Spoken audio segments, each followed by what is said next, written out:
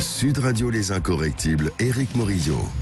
Bonjour à tous, très heureux de vous retrouver ce dimanche pour un nouveau numéro des Incorrectibles en direct sur Sud Radio. Comme chaque semaine, vous le savez, nous sommes aussi en live vidéo sur sudradio.fr et dès la fin de l'émission, vous pourrez nous revoir en replay depuis la chaîne YouTube de Sud Radio. Nous sommes ensemble pour 1 heure avec un invité hautement incorrectible cette semaine pour commenter l'actualité. C'est parti pour les Incorrectibles. Sud Radio Les Incorrectibles, Éric Morizot. Alors, mon invité du jour est un militaire saint-cyrien, général de division et militant politique au sens noble du terme, ancien aide de camp du Premier ministre Pierre Mauroy de 1981 à 1984 et ancien général adjoint du gouverneur militaire de Paris de 2003 à 2006. Il a participé à de nombreuses opérations extérieures, notamment en Afrique, en Irak ou encore en Bosnie. Il a récemment décidé de signer une tribune qui a fait grand bruit. Vous l'aurez compris, le général Emmanuel de Richouf est aujourd'hui à nos côtés pour nous en parler et nous donner son point de vue sur les sujets forts du moment. Mon général, bonjour. Bonjour.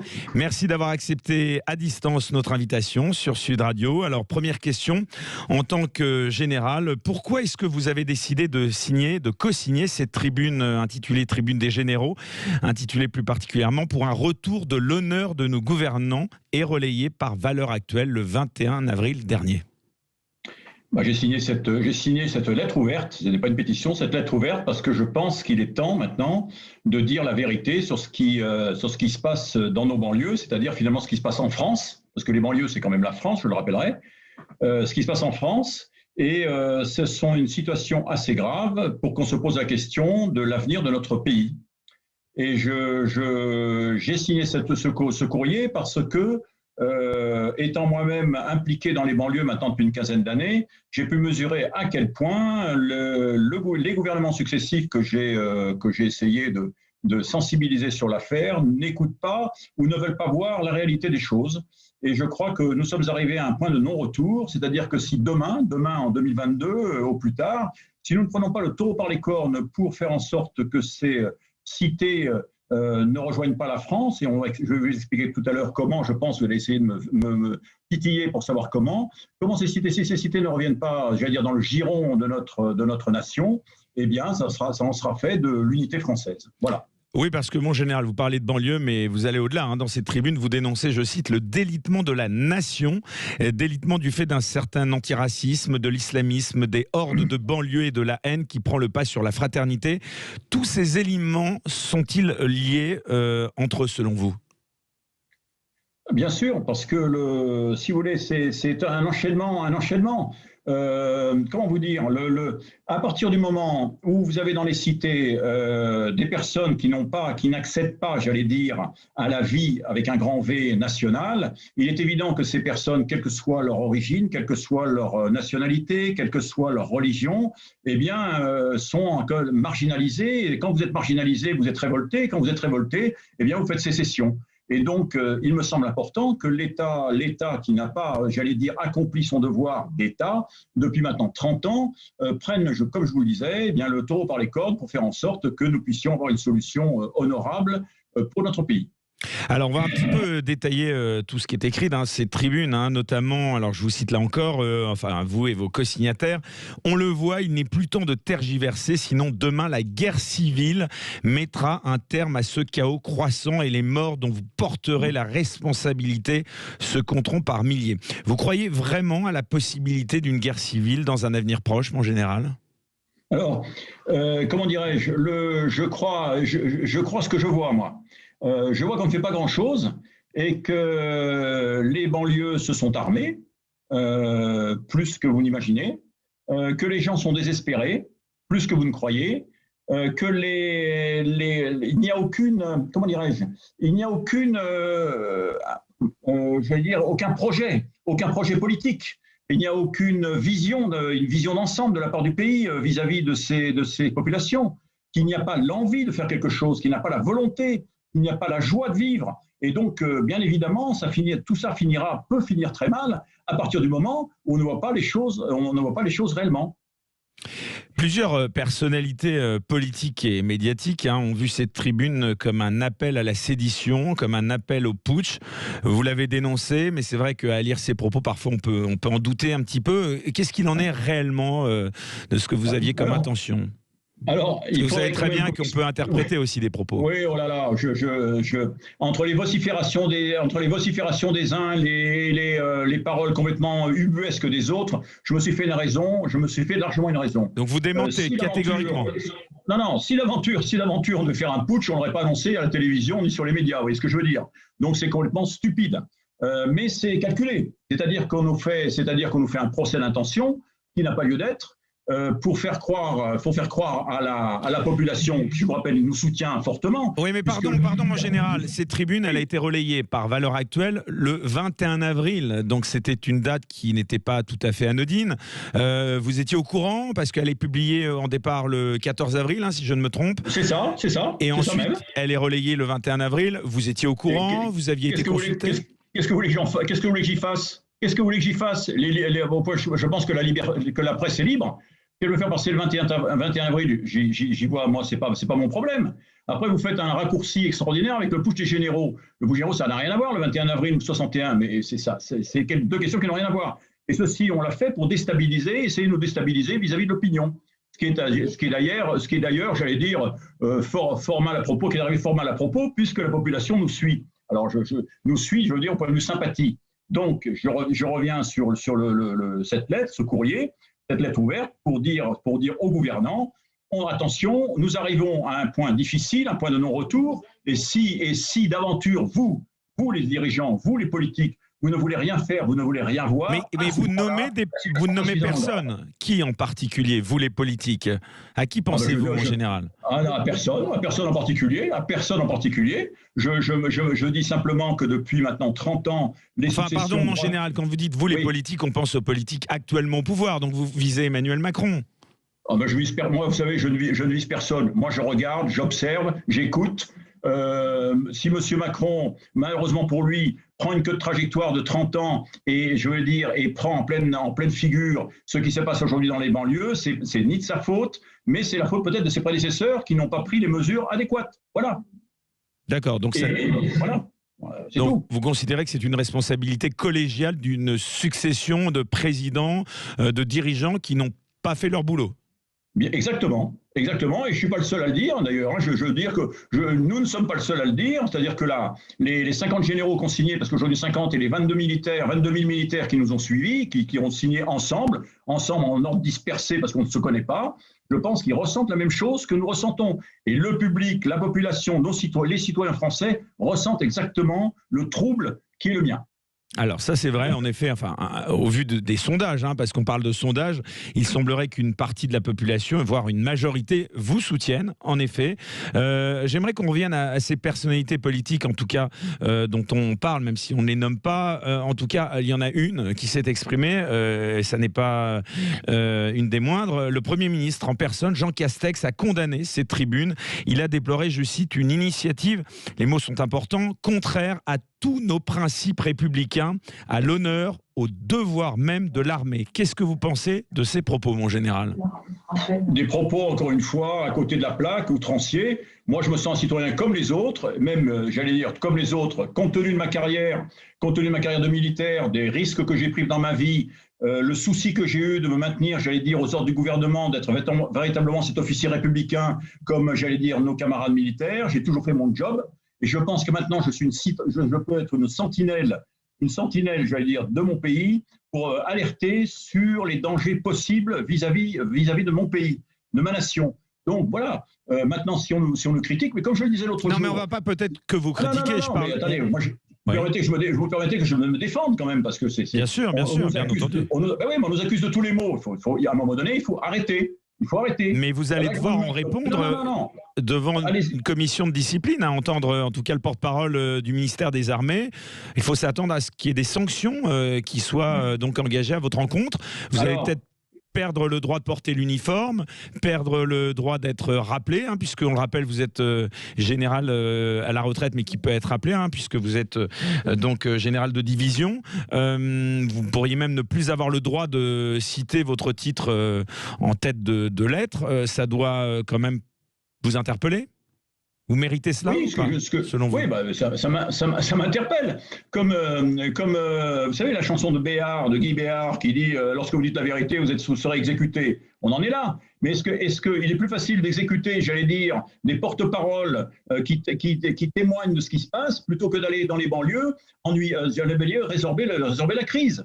Voilà. Alors si maintenant, je vous le dis très honnêtement, si maintenant la Grande Mette, et quand j'étais dans la Grande Mette, je ne me suis jamais exprimé, sauf avec l'autorisation ministérielle, ce qui m'a valu quelques déboires d'ailleurs, je dirais, si la Grande Mette ne peut même pas s'exprimer quand on est à l'extérieur, c'est-à-dire que nous sommes citoyens français, à ce moment-là... Oui, mais vous êtes astreint à un devoir de réserve, mon général. La Grande Mette... Ah oui, mais attendez, vous nous dites, on n'a pas le droit de s'exprimer, je suis désolé, même le chef d'état-major des armées, c'est vrai, le général Lecroix. Oui, a demandé à ce que les militaires s'expriment. Ouais. Voilà. Il ne faut pas maintenant revenir sur tout ce qu'on dit. Alors évidemment, ça gêne tout le monde, parce qu'on est dans un, comment dirais-je, on est dans une structure mentale, on est dans un pays qui ne supporte pas, je dis bien qui ne supporte pas que les gens s'expriment. J'en veux pour preuve encore aujourd'hui que les sites sur lesquels nos concitoyens venaient s'exprimer pour nous soutenir, il y en a un certain nombre d'entre eux qui ont été supprimés. Donc s'ils sont supprimés, il y a bien quelqu'un qui le fait derrière.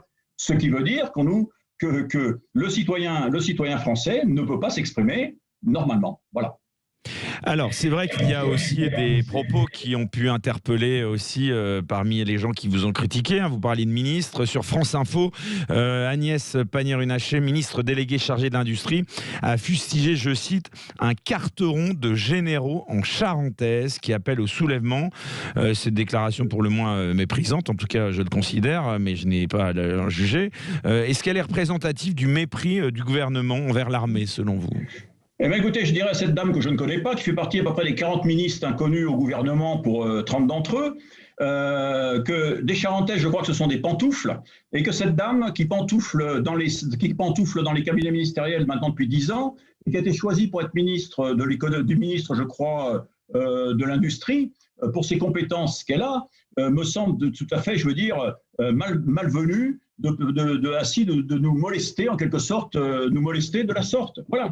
Je dirais simplement que je me sens agressé et que nous nous sentons agressés tous et que je pense qu'avec nos avocats, nous sommes vraiment en train de réfléchir à une contre-offensive vis-à-vis de ces personnes qui prennent nos concitoyens, qui prennent des généraux. Et je n'ai rien véritablement à me reprocher dans ma vie, hein, si ce n'est que j'ai beaucoup fait pour mon pays.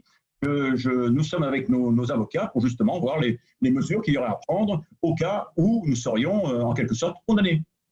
Oui, donc votre avocat, c'est Gilles William Goldnadel notamment, qui sur RMC cette semaine a rappelé qu'aucun des propos de cette lettre n'appelait à la sédition. D'ailleurs, vous pensez vraiment qu'on vous fait un mauvais procès ? Tout à fait, tout à fait. Alors, il y a M. Goldnadel, et on le remercie parce que c'est quelqu'un de très brillant, mais il n'y a pas que lui. Il y a d'autres avocats qui nous ont contactés et qui sont, j'allais dire, prêts à venir nous aider et vraiment venir nous aider. Donc, il faut à un moment donné savoir raison garder. Voilà. Mon général, toujours sur France Info, Rachida Dati, la maire du 7e arrondissement de Paris, elle s'est dit d'accord sur le constat, je la cite, mais elle affirmait en même temps que les militaires ne sont pas, selon elle, dans leur rôle quand ils font de la politique. Qu'est-ce que vous lui répondez à Rachida Dati ? Est-ce qu'un militaire, vous le disiez, n'est pas avant tout un citoyen ? D'abord, je ne fais pas de politique. Je suis désolé de répondre à Mme Dati que je ne connais pas, je ne fais pas de politique. Moi, je suis simplement, comme je le dis, un témoin de ce qui se passe. Je suis une sentinelle avancée, je crois, de mon pays. Je veux dire, moi, j'ai la France collée dans le sang. Et je ne comprends pas, j'ai du mal à comprendre que des gens qui sont responsables politiques puissent ainsi nous condamner pour des choses simples que l'on dit.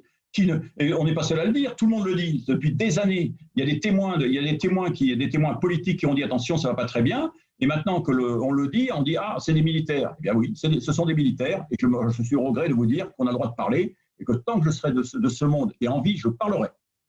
Et mon général, tout à l'heure, vous le disiez, vous ne vous êtes pas entretenu avec les autres co-signataires.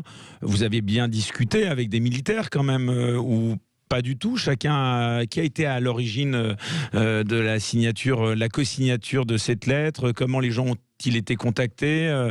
Vous n'étiez pas au courant du tout des autres co-signataires de cette lettre? Pas du tout.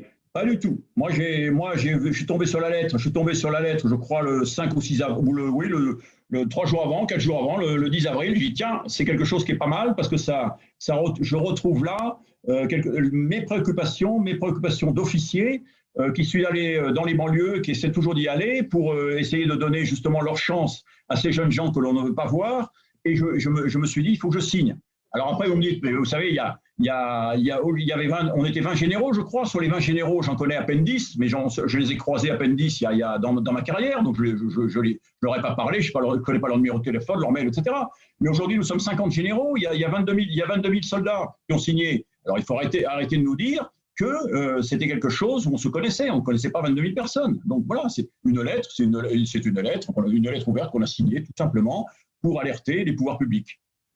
Florence Parly, la ministre des Armées, a affirmé, elle de son côté, je la cite là encore, « Les armées ne sont pas là pour faire campagne, mais pour défendre la France et protéger les Français ». Alors justement, j'abonde dans votre sens, lorsque les politiques ne protègent plus les Français, est-ce qu'il n'est pas du devoir de l'armée justement de sortir de sa réserve ? Les armées, je sais pas, moi, je sais pas. Les gens ont une drôle de conception de la vie en général. Si la vie démocratique, ça doit être simplement garde à vous 4, vous faites ce que je vous dis et vous fermez votre gueule, eh bien nous y sommes. Alors Madame Parly, qui a été fortement, j'allais dire, à la fois méprisante à notre endroit, je ferai simplement remarquer que je la mets nous la mettons, je pense, d'un avis général, au même niveau que les autres vociférants qui se sont exprimés, sachant que j'ai vu d'ailleurs dans un certain nombre de journaux, en regardant le passé, que Mme Parly a été quand même, montrée du doigt en 2017 par le Canard enchaîné, par Marianne en 2017 pour des histoires là aussi. Donc le pantouflage, etc., ça va bien. Je remarque également que Mme Parly, si vous voulez, qui est ministre, je ne suis pas d'active, donc si j'étais d'active, bien sûr, je suivrais consciencieusement les conseils qui nous seraient donnés, mais Mme Parly n'a aucune capacité pour être ministre de la Défense. Elle n'a même pas suivi l'IHEDM, l'Institut des hautes études de défense nationale, qui lui aurait permis de connaître l'institution. Donc quand elle crie, avec des cris d'orfraie pour nous fustiger, j'estime, moi, personnellement, elle n'a pas à le faire, je suis désolé. Voilà. Moi je ne crie pas, moi je ne prends pas position pour tel ministre en disant celui-là est nul, etc. Je ne me permettrai pas. Comment une femme comme Mme Parly puisse nous fustiger et avec des mots, j'allais dire, qui sont quand même très agressifs. Donc vous irez jusqu'à dire qu'elle n'est plus légitime pour être ministre des Armées, c'est ça qu'il faut... Moi je dis rien. Je dis simplement ce que les termes qu'elle a employés, l'agressivité dans ses propos. Moi j'estime que ce n'est pas, j'allais dire, du niveau d'un ministre. Voilà. Dans un entretien en Parisien, justement, le général Lecointre, le chef d'état-major des armées, dont vous parliez il y a un instant, et qui avait, il y a quelques années, en effet, appelé justement les militaires à s'exprimer, il a déclaré qu'il souhaitait que les généraux deuxième section signataires, donc comme vous, soient radiés et donc mis à la retraite d'office, conformément à la demande justement de Florence Parly, la ministre des Armées. Je le répète bien, je vous le redemande à nouveau, vous trouvez cette sanction injuste ? Il n'y a pas lieu de me sanctionner. Enfin, je veux dire que je pense que le chef d'état-major des armées, que je connais un peu, ne peut pas faire autrement que de suivre les ordres de la ministre, de la ministre des Armées, et puis voilà, et s'inscrire, si vous voulez, dans la continuité, dans le continuum que l'on a maintenant entre le Premier ministre, les différents ministres, etc., plus les hommes politiques. Voilà. Bon, après. Moi, si vous voulez, je ne vais pas reprendre demain un casque, une tenue camouflée pour monter au combat. J'ai passé l'âge et je pense que tous les signataires ont largement passé l'âge. Donc, nous mettre à la retraite d'office, nous y sommes. Maintenant, c'est assez blessant, je dois dire, pour les serviteurs de l'État qui ont risqué leur vie pour ma part, j'ai risqué ma vie plusieurs fois. J'ai eu des hommes qui ont été blessés au combat. J'ai essayé de faire au mieux, remplir au mieux mes missions dans le danger, etc. Et je pense que Mme Parly, comme d'autres, n'ont pas fait le quart du 20e. Donc voilà. Et derrière la ministre, Florence Parly, il y a aussi au-dessus le chef des armées, et c'est le président de la République. Qu'est-ce que vous auriez envie de lui dire là, si vous étiez face à lui ? Eh bien, que le président de la République, il devrait nous remercier. Il devrait nous remercier pour le signal qu'on lui porte. C'est-à-dire qu'on confirme, nous confirmons, nous, les hommes de métier, je veux dire, les métiers des armes a été notre métier pendant X années, on confirme ce qui est dit depuis des années concernant les difficultés dans nos banlieues. Je dirais que les banlieues, vous savez, on parle de ça d'un geste méprisant. On dit la France périphérique, on dit la France d'à côté, on dit la France des campagnes. Non, la France, c'est global. Alors qu'il n'y a pas de France périphérique, il n'y a pas de France des banlieues, il n'y a pas de France des quartiers, c'est la France. Et donc, si je suis, j'allais dire, j'emploie ce ton-là, parce que je crois fortement que mon pays est en danger et qu'il faut véritablement, j'allais dire, prendre le taureau par les cornes et faire quelque chose. Voilà. Donc, pour M. Macron, le président de la République, il devrait nous remercier. Alors en tout cas, il y en a une personnalité politique qui semble plutôt vous soutenir, hein. C'est Marine Le Pen, hein, puisqu'elle a invité tous les militaires signataires à se joindre à elle pour, je cite, prendre part à la bataille qui s'ouvre. Vous répondrez à son appel, vous qui êtes plutôt proche du Rassemblement national, on peut le dire? D'abord, je ne sais pas ce qui vous fait dire que je suis proche du Rassemblement national. Vous aviez été soutenu par le Rassemblement national aux dernières municipales. Et alors ? Et alors, j'ai pas dit. Et alors. Mais d'ailleurs, non, mais je vais vous dire, moi, je vais remettre les points sur les i. Je suis là. Mais mon général, il n'y aurait peut-être pas de mal à ça. Hein, c'est un parti légal, à ma connaissance. Non, mais si, parce que dans la manière dont les médias rapportent ces affaires-là, c'est toujours assez, j'allais dire, avec un but bien précis, c'est de disqualifier les officiers. Non, disqualifier les officiers. Moi, je vais vous dire. Ça n'est pas bien. Moi, je relève juste que c'est la seule qui vous soutient sur l'échiquier politique. Vous relevez. Je pense que j'ai les capacités, compte tenu de mon passé militaire, mon passé dans l'entreprise, je suis là pour servir avec un grand S. Et je suis là pour servir qui? La France, mon pays. Donc, il était tout naturel pour moi d'essayer, dans mon village, d'essayer d'apporter beaucoup de choses que je pouvais apporter. Il s'avère que personne ne m'a appelé, si ce n'est à l'époque le Rassemblement national qui m'a dit « Tiens, est-ce que ça vous intéresserait ?» Je dis « Oui ». Au bout de 3 mois, je suis parti, parce que je me suis rendu compte là, comme ailleurs, l'objectif des hommes politiques de terrain n'était pas du tout de travailler pour la France, c'était de travailler pour eux. Donc, bien évidemment, je n'ai aucune envie de travailler pour les gens qui ne pensent pas à la France. Voilà. Donc, je ne suis pas du tout Front National. Et vous considérez que Marine Le Pen ne pense pas à la France? Je n'ai pas dit ça. J'ai dit que sur le terrain où j'étais, dans mon petit village, les gens qui étaient là présents ne pensaient pas forcément à la France, les gens. Donc je suis parti. Mais là, cette main tendue aujourd'hui, celle de Marine Le Pen, donc est candidate, qui en plus, d'après les sondages, là encore, est peut-être en position éligible pour la présidentielle. Vous y répondez? Vous n'y répondez pas? Mais que voulez-vous que je vous dise? C'est pas parce que Marine Le Pen dit. Elle vous incite à la rejoindre. Voilà ce qu'elle dit. Elle vous incite à la rejoindre, c'est ça. Elle vous dit venez mener le combat auprès de ses équipes. Chacun est libre de faire comme il l'entend. Je veux dire que je suis. Moi, vous n'allez pas me dire pour qui je dois voter dans un an. C'est pas. Moi, je fais ce que je veux. Je suis citoyen. Donc, si les gens veulent rejoindre le Front National, ils le rejoindront. Si d'autres veulent rejoindre M. Mélenchon, ils le rejoindront. Moi, je m'en fiche complètement. C'est pas mon objectif. Voilà. Mon général, merci d'avoir accepté notre invitation sur Sud Radio. Vous êtes bien sûr avec nous, encore une bonne demi-heure, un discours bien sûr franc comme c'est l'usage dans cette émission. On continue de parler ensemble pendant, je vous le dis, une bonne demi-heure. On s'interrompt un court instant et on revient juste après. Sud Radio Les Incorrectibles, Éric Morillo.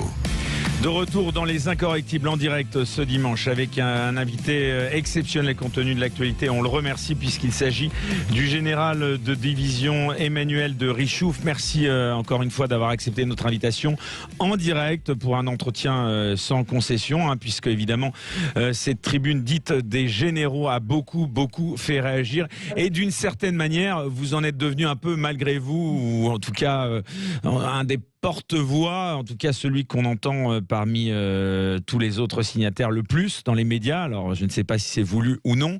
En tout cas, mon général, c'est vrai qu'on parlait il y a un instant du chef d'état-major des armées qui n'a pas été non plus indulgent avec un autre co-signataire de cette tribune. Je veux parler du général Christian Piquemal, puisque le chef d'état-major des armées a aussi déclaré qu'il trouvait ce général indigne et qu'il salissait l'armée. Est-ce qu'il va trop loin en déclarant cela?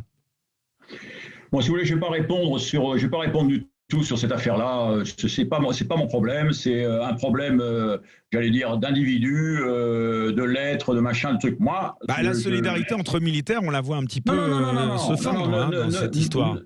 Ne confondons pas, ne confondez pas tout, s'il vous plaît. Hein. Ne confondez pas tout. Moi, je suis là parce que je pense que je suis une sentinelle avancée, que j'ai des propositions à faire. J'ai fait des propositions sur le règlement d'un certain nombre de problèmes dans les banlieues, que l'État ne m'a jamais écouté, que j'ai essayé d'apporter ma contribution depuis 15 ans dans les différents ministères, à commencer par M. Borloo en 2005-2006, jusqu'à maintenant, ces dernières semaines, au ministère du Travail, ministère de la Justice, ministère de l'Intérieur, que l'on m'a toujours écouté avec beaucoup d'intérêt, puisqu'on m'a dit, mon général, ce que vous faites est formidable, et and so what? Qu'est-ce qu'on fait? Que maintenant qu'on a fait quelque chose, qu'est-ce qu'on fait pour ramener les banlieues dans le giron de la France? Voilà. Et nous en sommes là aujourd'hui au bout de 15 ans, où je n'ai jamais réussi à imposer une vision globale, j'entends bien, hein, une stratégie globale pour une affaire comment dirais-je, de remettre en selle toutes ces personnes dans les banlieues qui cherchent et qui aiment la France et qui cherchent à réintégrer la France. Et voilà. Et nous en sommes là aujourd'hui avec des incertitudes totales quant au devenir de notre pays. Alors, s'il vous plaît, je pense que l'intérêt des lettres qui sont écrites ici ou là au général au général Pigmal, etc., mais ça n'a, je veux dire qu'on est à milieu de l'intérêt de la difficulté de la France. Voilà. Oui, mais pardon, mon général, cette lettre, pourquoi vous l'avez rendue publique? Est-ce que ça ne pouvait pas être réglé, j'ai envie de dire, en interne? Mais vous me dites moi, même j'y suis pour rien, moi. C'est pas moi qui ai écrit la lettre. Vous l'avez co-signée. Elle est sur un site. Après, je veux dire, le site, c'est un site où j'ai signé comme les 22 000 autres. Voilà, alors ne me dites pas pourquoi. Non, mais vous n'êtes pas naïf, mon général. Vous savez bien qu'une lettre avec avec de tels propos allait forcément faire réagir, allait avoir une portée médiatique. Oui, ben oui, ça fait. Qu'est-ce que vous voulez dire? C'est une lettre qui fait réagir. Moi, j'ai demandé, j'ai donné mon point de vue, voilà, et puis c'est tout. Est-ce que vous aviez le sentiment de ne plus être écouté, justement? Selon vous, il y a un aveuglement de la part de nos élites politiques qui refusent constamment de nommer les problèmes, d'accepter leur existence et donc de les régler. Hein. C'est ça qu'il faut comprendre. Tout à fait, bien sûr. Et c'est d'autant plus grave, si vous voulez, que nos élites continuent, j'allais dire, à vaquer à leurs occupations quotidiennes, à dire que la France est le phare de l'Europe et du monde, etc. Alors que chez nous, ça brûle. Donc je pense qu'il faudrait être un peu plus modeste, vous voyez. Il faut se dire, non, ça brûle chez nous, mais il faut éteindre le feu. Et moi, je suis là en train de dire, attention, il y a des braises qui couvent, il faudrait arrêter, il faudrait peut-être remettre un peu d'eau sur les braises pour éviter que demain, ce soit l'incendie complet. Voilà. Qu'est-ce qui explique en général cet aveuglement? L'idéologie, l'incompétence ou la peur? J'allais dire les trois, mon général. L'idéologie, d'abord. On ne pense pas à la France, on pense à son parti, on pense à soi d'abord. Je prends un exemple très simple. Jusqu'en 90, je crois que c'est Jean-Pierre Chevènement qui avait mis la police de proximité dans les banlieues. Sarkozy qui est arrivé après les a enlevés. Résultat, il n'y a plus de police dans les quartiers. Et voilà l'idéologie. Parce qu'il est de gauche, moi je me dis de droite, j'annule ce qu'a fait le prédécesseur. Le courage. Parce que pour faire des choses, j'allais dire, un peu violentes, aller au contact, il faut avoir du courage. Donc Emmanuel Macron, il peut manquer de courage selon vous? Mais je ne parle pas de Macron. Oui, mais c'est lui qui est en place aujourd'hui. Allez. Le président Macron, il est président de la République. Alors déjà, quand on est président de la République, je pense qu'on est au-dessus de la mêlée. Et on a des ministres qui doivent aller, j'allais dire, faire le job. Premier ministre, etc. Donc il faut. Et Darmanin, il ne fait pas le job selon vous? Je ne sais pas. Ce que je sais, moi, c'est que pour l'instant, ce que je vois dans les banlieues, c'est que pour réussir à amarrer nos banlieues qui le méritent à l'équipage France, il faut transformer, il faut modifier, il faut revoir totalement, j'allais dire, l'organisation de l'État. Parce qu'aujourd'hui, nous ne sommes pas en mesure de faire une action d'envergure vers nos banlieues. Aujourd'hui, vous avez à peu près 6 ministères au moins qui s'occupent des banlieues. Et 6 ministères, ça veut dire 6 ministres, ça veut dire 6 administrations, 6 cabinets, ça veut dire des administrations, c'est-à-dire qui sont avec le ministère administratif qui se répartissent dans les régions, dans les départements. Donc vous avez une déperdition en ligne et ces ministères ne se parlent pas. Et donc comment voulez-vous qu'à la base, en bas, là-bas, dans nos banlieues, les gens ils comprennent quelque chose? Voilà, ils n'y comprennent rien. Donc on fait un peu de vélo, on fait un petit peu de ping-pong, on fait un peu de sport. Et c'est pas ça qui ramènera nos concitoyens au travail, à l'envie de la France, à l'amour de la France. C'est autre chose. Il faut vraiment quelque chose d'envergure. Alors le général Emmanuel de Richouf est notre invité sur Sud Radio. Si vous nous prenez en cours d'émission jusqu'à 14h, donc vous le disiez et on le rappelle, selon un sondage Harris Interactive pour LCI, 58% des Français soutiennent les signataires de ces tribunes dites tribunes des généraux. Toujours selon ce sondage, d'ailleurs même près d'une personne sur deux, 49% considèrent que l'armée devrait intervenir pour garantir l'ordre, même sans la sollicitation du gouvernement.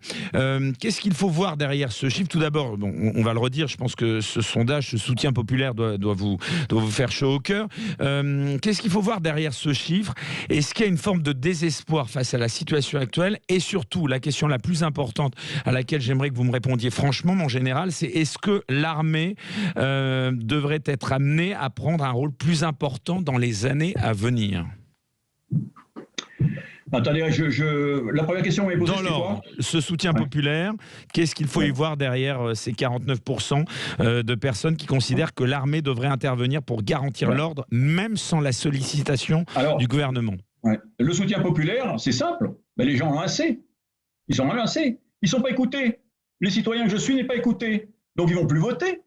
Donc, nos représentants politiques, députés, etc., ils sont élus par combien de personnes? Il y en a plus de 50% qui ne vont pas voter. Donc, en définitive, ils sont élus, certes, mais ils sont élus, est-ce que la population, est-ce qu'ils écoutent la population? Non. Dans la rue, je me promène, on me félicite, on dit, mon général, vous nous avez redonné espoir. J'ai un coup de téléphone l'autre jour de quelqu'un qui était sous mes ordres, il était simple soldat, il y a 40 ans. Il me téléphone, il dit, mon général, voilà, j'étais premier GV, grenadier voltigeur dans votre section.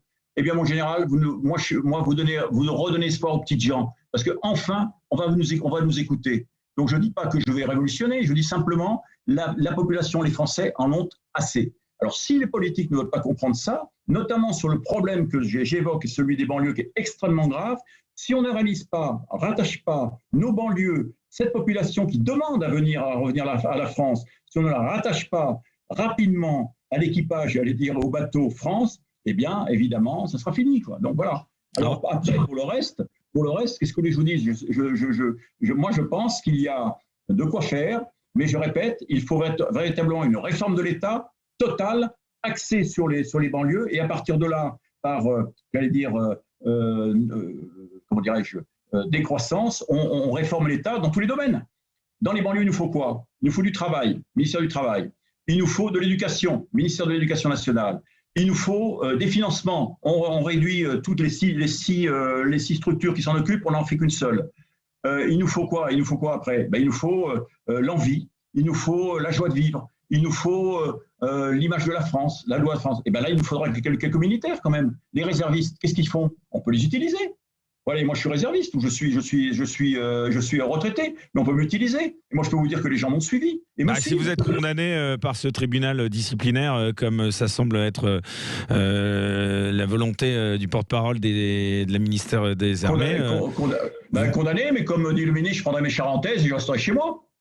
Mais après, il ne faudra pas vous plaindre si les banlieues brûlent. Donc, vous voyez ce que je veux dire? Il faut à un moment donné savoir raison garder et essayer là aussi de prendre les compétences là où elles sont pour faire quelque chose. Maintenant, comme je disais l'autre jour, bon, les chiens aboient, la caravane passe. Donc, voilà. Mon général, il y a un autre sujet également sensible, c'est celui bien sûr depuis 2012. Il y a eu régulièrement des attentats islamistes sur notre sol, notamment récemment à Rambouillet. Force est de constater que les services de renseignement ne peuvent pas déjouer toutes les tentatives qui sont de plus en plus nombreuses. Alors si l'État ne prend pas ses responsabilités, question franche, les citoyens devraient-ils le faire par eux-mêmes selon vous ? Non, mais bien sûr que non. Les citoyens, je crois qu'ils sont jusqu'à présent, ils avaient je pense que moi, le premier, on avait une forte, j'allais dire, admiration sur l'État, enfin sur les forces de sécurité, etc. Donc, je reviens toujours parce que je crois qu'il faut bien comprendre. Les forces de sécurité comme les armées ne sont pas là pour, j'allais dire, taper uniquement et rétablir l'ordre dans les banlieues. Il faut que parallèlement à ça, on puisse avoir une politique, j'allais dire, de main tendue vers une population qui ne demande que ça. Or, aujourd'hui, la main tendue, si vous voulez, elle est main tendue frileuse. On saupoudre les aides, on n'a pas la volonté, on n'aime pas forcément la France. Hein, il faut aimer la France pour faire ça, pour aller vers des jeunes comme je l'ai fait, je vous assure, mais vous ne voyez pas ce qui se passe. Je vais vous raconter une petite anecdote. Je sortais des jeunes dans la région Nord-Pas-de-Calais, et nous avions une cinquantaine de jeunes, ou 70 je crois, que nous avions formés, et pendant cette formation, pendant une semaine, ils vont avec les armées. Et nous avons été accueillis à Salon de Provence, dans l'école de l'air, pendant une semaine. Donc, il ne s'agit pas d'en faire des soldats, mais il s'agit de leur donner, j'allais dire, le goût de la collectivité, du collectif, un petit rappel à la France, etc. Et donc, je suis allé les voir le dernier jour. Et il y avait le général qui était là. Tous mes jeunes étaient en uniforme, c'était magnifique. Ils avaient transpiré un peu au soleil, etc.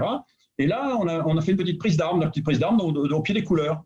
Et à la fin de cette prise d'armes, ils ont tous chanté la Marseillaise. Et là, le général se tourne vers moi et me dit, voyez, mon général, on ne leur a pas appris. On ne leur a pas appris. Et ensuite, on met un petit pot. Il y en a un qui est venu, qui m'a dit, voyez, mon général, avec tout ça, c'est la première fois que je me sens citoyen. Voilà, méditez ça. C'est la première fois que je me sens citoyen. Qu'est-ce que j'ai fait? Rien de plus que ce que j'ai appris avec mes légionnaires. Qu'est-ce que j'ai appris avec mes légionnaires? Des légionnaires, c'est quoi? Ce sont des hommes et des femmes de tout type, de tout continent, de toute nationalité, de toute religion, de toute langue. Ils viennent ici pourquoi?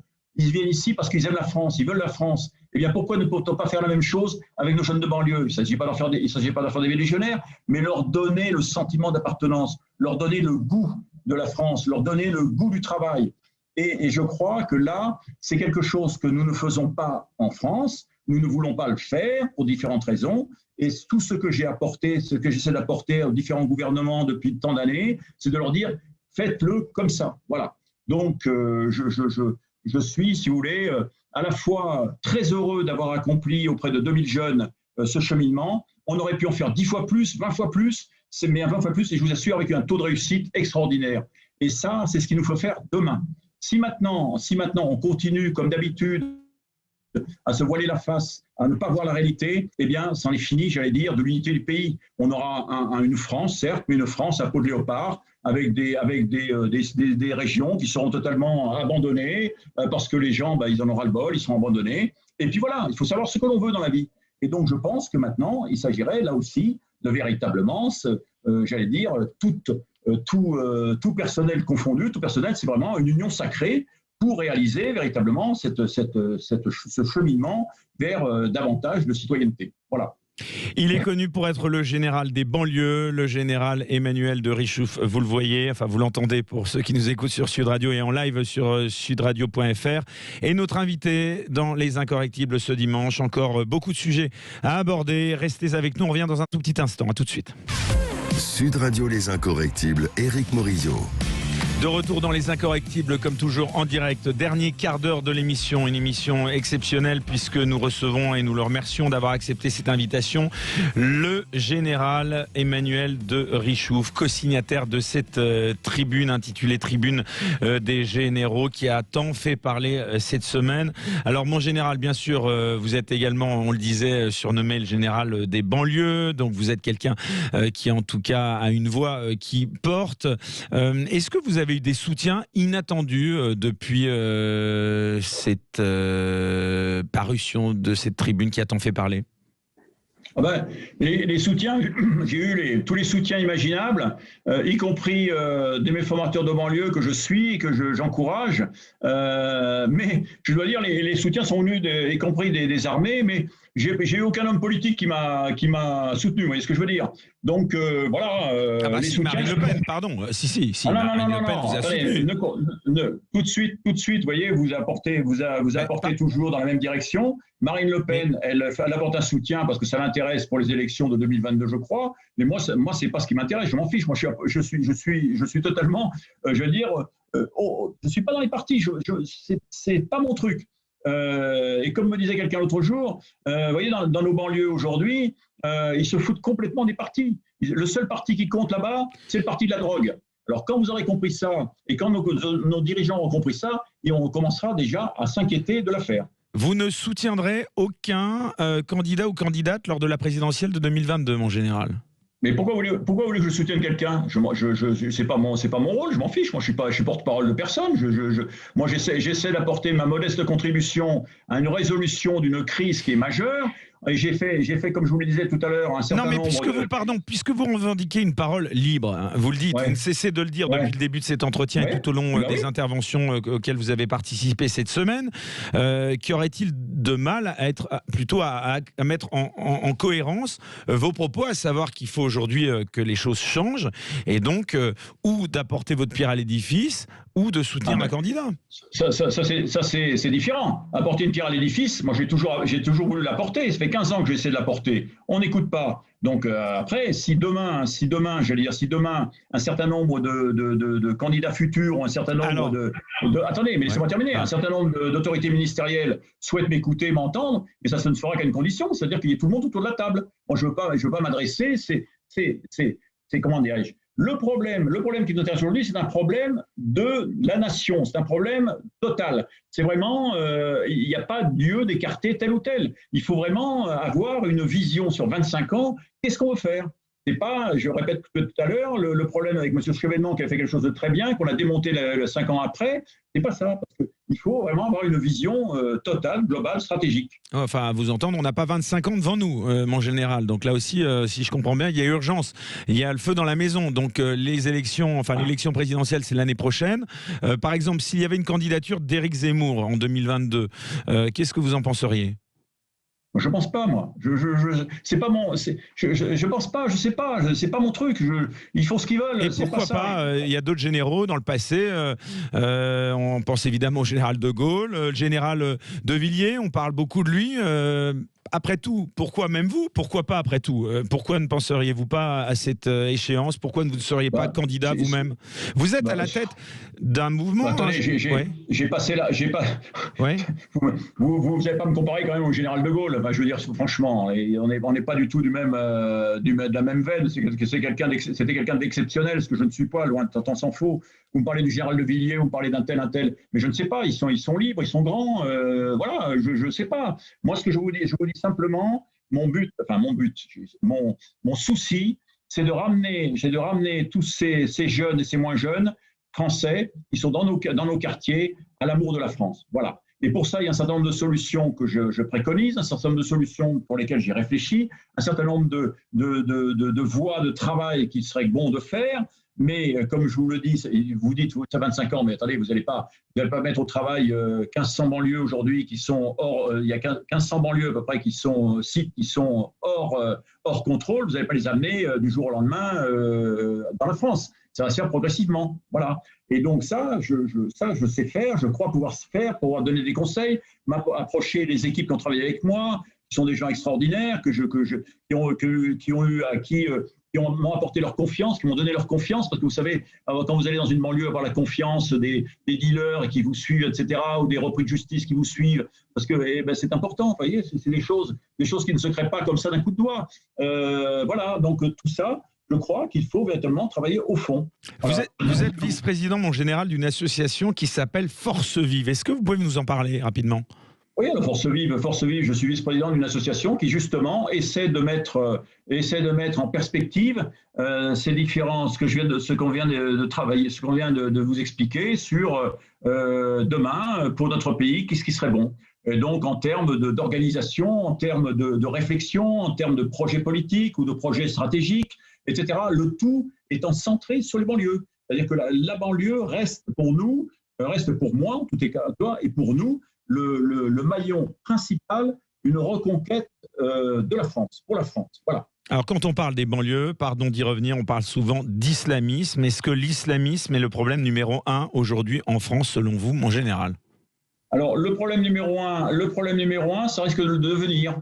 Parce que comme je vous le disais tout à l'heure, j'essayais de vous le dire tout à l'heure, qu'à partir du moment où l'État a déserté les quartiers, s'instaure progressivement une espèce de révolte où les gens sont excédés parce que la France a quitté, et donc ils se laissent, j'allais dire, approcher par la religion et tombent bien sûr progressivement sur le côté religieux musulman.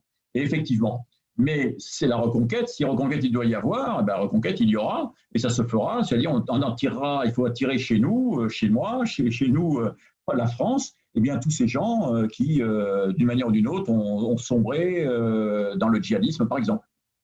Vous pensez que la présence de l'armée française dans des pays étrangers soit une priorité? Autrement dit, est-ce que vous pensez que les soldats seraient plus utiles en Seine-Saint-Denis qu'au Mali, par exemple? Je ne pense pas. Là, là, vous me posez des questions qui n'ont rien à voir l'une de l'autre. Les armées françaises au Mali essaient comment dirais-je, de combattre le djihadisme à l'extérieur de manière à ce qu'il n'arrive pas chez nous, il n'arrive pas en Europe. Après, vous me dites en Seine-Saint-Denis, certes, mais en Seine-Saint-Denis, avant que les armées aillent en Seine-Saint-Denis, je pense qu'il coulera un peu d'eau sous les ponts entre les forces de police, qui sont quand même, je crois, il y a 150 000 ou 130 000 policiers en France, 100 000 gendarmes, avec des escadrons blindés, etc. Donc, avant que le gouvernement fasse appel à des forces de troisième catégorie que sont les armées françaises, il s'écoulera, je l'espère, un peu de temps. Mais pour ça, je répète, il faut véritablement prendre le taureau par les cornes, excusez-moi cette expression une nouvelle fois, le taureau par les cornes pour sortir nos banlieues de ce marasme à la fois économique, culturel, social. Il faut avoir une vision d'ensemble. Oui, mais mon général, pardon de vous interrompre encore une fois, une partie importante de la population immigrée rejette la France. Est-ce que c'est une bombe à retardement selon vous? Bien sûr que c'est une bombe à retardement, puisqu'on leur offre rien. Moi, Emmanuel de Richouf, qu'est-ce qui me fait rêver aujourd'hui sur ma France? Quel est le message que m'apportent les politiques sur mon pays? Rien. On me dit on va vous rembourser un peu plus la sécurité sociale, on va vous taxer un peu plus sur un truc, mais c'est pas un rêve ça. Qu'est-ce qui va me faire vibrer? Qu'est-ce qui va me faire, je vais le dire, courir demain, dire j'accepte, on va y aller, on va s'en sortir, etc. Donc comment voulez-vous que moi on fasse pas rêver? Comment voulez-vous faire rêver nos banlieues, nos jeunes de banlieue, si on leur donne rien? Si on leur dit simplement peut-être tu auras un travail, il va falloir aller à Pôle emploi, il va falloir faire ci, faire ça. Donc finalement, ce sont des formations espacées, en cul-de-sac, où ils n'ont rien. Évidemment que les gens sont complètement révoltés. Et je les comprends. On leur apporte rien. Vous voyez? Est-ce qu'à la suite de cette tribune, vous avez d'autres projets pour l'avenir du pays? Je crois que si déjà on arrivait, j'allais dire, en regroupant les forces, ou véritablement qu'il y ait une espèce de comité de salut public qui, comme je le dis, qui est véritablement le souci de la France et non pas de soi-même, de la France, ça serait déjà pas mal pour sortir, mettre, j'allais dire, au travail un certain nombre de nos banlieues pour les sortir, j'allais dire, véritablement, les amarrer au bateau France. Voilà. Alors, sans faire de politique, puisque j'ai bien compris que vous ne nous diriez pas quel candidat vous soutiendriez en 2022, mon général, néanmoins, on peut quand même penser qu'après la tribune que vous avez co-signée, il vous semblerait un peu difficile que ce soit la même équipe qui poursuive le combat, hein, si j'osais, la comparaison, l'année prochaine à la tête du pays. Moi, si vous voulez, vous me posez des questions. Dans un an, qu'est-ce qui se passera? J'en sais rien. Je sais pas. C'est pas mon truc. Moi, ce que je crois, c'est que je pense qu'il faudrait. Là, je parle qu'en mon nom propre. N'allez pas dire encore le général de Richouf. Il pense à droite, il pense à gauche, il pense ceci, il pense cela. Tout le monde s'en fout. Moi, ce que je crois, c'est plutôt que d'avoir l'homme providentiel ou la femme providentielle, il faudrait une équipe qui ait la volonté, le courage, l'honnêteté, qui soit honnête et qui ait la compétence pour véritablement travailler ensemble pour sortir le pays du marasme. Voilà. Et à partir de là, je crois qu'on aurait peut-être la vision, non pas idéale, mais la vision pragmatique de ce que pourrait être l'avenir du pays. Entre généraux, vous parlez, par exemple, le général Pierre de Villiers, vous lui parlez? Non, j'ai son numéro de téléphone, je n'ai pas parlé. Non, j'ai pas parlé parce que tout est allé très vite là. Hein, depuis 8 jours, on était, je crois, la semaine dernière, on était fustigés, on était 20 généraux à la signature, on en est plus de 50 aujourd'hui. Donc je n'ai pas, je ne l'ai pas. C'est là pour le coup, vous voyez, s'il y avait des général de Villiers, général de Richouf, etc., ça serait véritablement un carton de généraux. Donc je pense que c'est pas forcément la meilleure image que l'on pourrait donner de l'institution. Pour terminer, concernant le lien armée-nation, justement, il semble aujourd'hui qu'avec la professionnalisation de l'armée, elle soit devenue une administration finalement comme une autre, hein, on le voit. Est-ce que vous le regrettez? Alors, si vous voulez, moi, je ne le regrette pas pour la simple et bonne raison que j'étais comment dirais-je, instigateur de l'armée de métier. Je pense que au XXe siècle, enfin, 21e siècle, on peut plus se permettre d'avoir une armée d'appelés. C'est trop professionnel, c'est extrêmement compliqué, pointu, l'armement, etc., etc., les tactiques. Par contre, ce qu'il lui fallait faire, c'est avoir un service spécifique que j'avais appelé ça son temps dans mon deuxième ouvrage, le service intégration. Voilà, ça c'est pas fait. Tout le monde a rigolé quand j'ai dit ça, mais j'avais prévu le programme, les éléments, voilà. Aujourd'hui, je pense qu'il y a quand même des choses sur lesquelles on peut jouer, notamment dans nos banlieues. C'est la réserve citoyenne, la réserve opérationnelle. Vous voyez, il y a des choses qui peuvent amener. Mais ça, je reviens toujours, ça ne peut fonctionner que si on travaille sur un ensemble. Eh bien, écoutez, ce sera le mot de la fin. On travaille sur un ensemble et peut-être travailler ensemble. Mon général Emmanuel donc de Richouf, merci infiniment d'avoir accepté l'invitation de Sud Radio. Je sais que c'était une semaine particulièrement sans doute agitée pour vous. Donc, merci beaucoup d'avoir accepté de terminer cette semaine avec nous en direct. Merci à Quentin Cabanis à la réalisation. Merci à Laura Pierre qui m'accompagne au digital. Un remerciement particulier à Marc Ostier qui m'a aidé à programmer cette émission. Toutes nos émissions sont disponibles, je le rappelle, en replay vidéo sur la chaîne YouTube de Sud Radio depuis la playlist Les Incorrectibles. Quant à moi, je vous donne rendez-vous pour un nouveau numéro des Incorrectibles. Ce sera dimanche prochain, comme d'habitude, en direct à 13h. Très belle semaine à tous à l'écoute des programmes de Sud Radio. Merci encore une fois, mon général.